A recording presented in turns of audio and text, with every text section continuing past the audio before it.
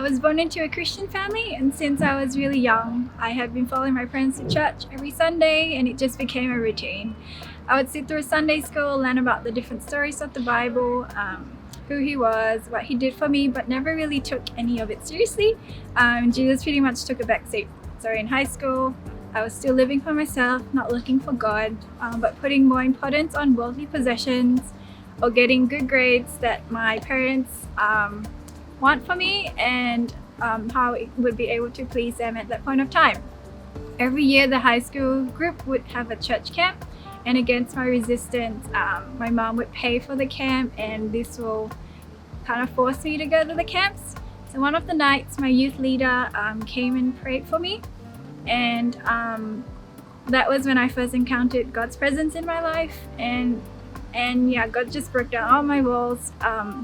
He really opened up my heart, and I really became so overwhelmed with God's love for me that I broke down into tears. So even though I have been putting God aside and not having much thought to the reality of sin, or why would someone so perfect or so innocent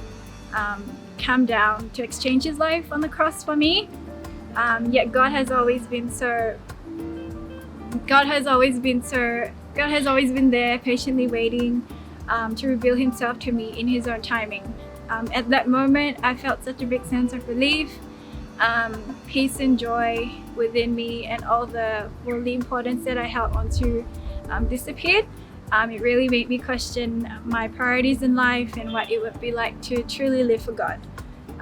So I really wanted to seek and understand more about Jesus, so I really started to pray, read more of the Bible, and so thankful that God has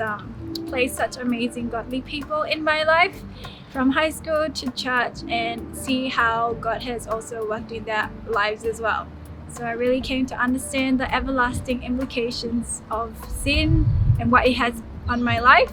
and being so dead in sin and so separated from God. But what a gracious, merciful and loving God we worship, that sent his only son Jesus to sacrifice his life on the cross to save me from the weight of my own sins, so that we can be in an everlasting relationship with God. So I don't want to live for myself anymore, but for a much greater purpose, which is to commit myself to God, give him all the glory in everything that I do, through serving the church, telling others about the gospel of Jesus, or just the everyday actions and decisions that I make. So being a Christian doesn't mean I stop sinning or stop having all these concerns, but now it is so much more comforting to know that God is for me and with me through life, through hardships and the joys, and to live a life that really pleases God and for his kingdom.